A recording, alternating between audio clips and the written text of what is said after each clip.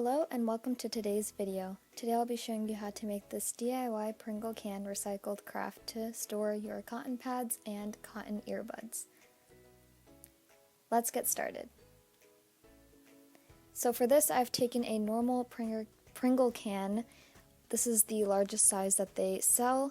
And here I'm just going to take a cotton pad that I will be storing in this later, and I'm going to fold it in half. And I'm going to align it with the Pringle can, and I'm going to cut in that shape.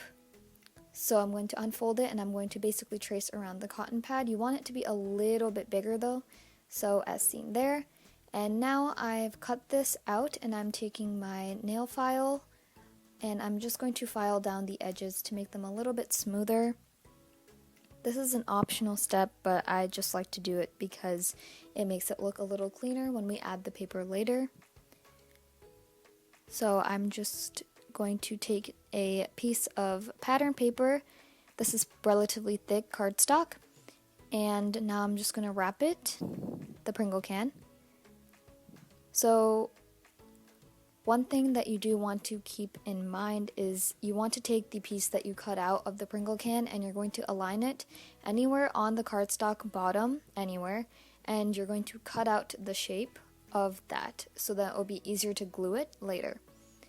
So here's the can now, that is the opening. And now I'm also taking a smaller Pringle can. This is not their smallest size, but I'm pretty sure it's like the medium size. So I'm going to just wrap it like so.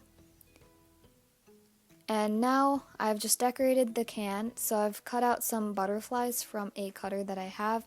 Then I put gemstones in the middle and then along the edges and then lace on the top. And I've done the same for the large can as shown here.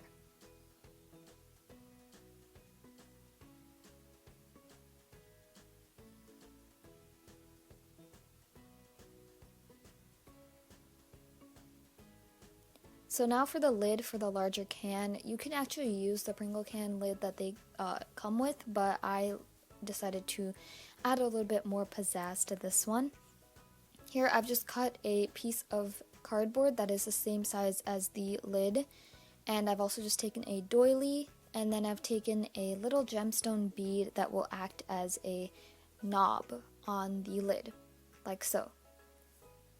So I'm going to do all of that, and I actually painted the bottom and top as well and then added some paper on the sides to cover up the cardboard. So this is what the lid looks like now.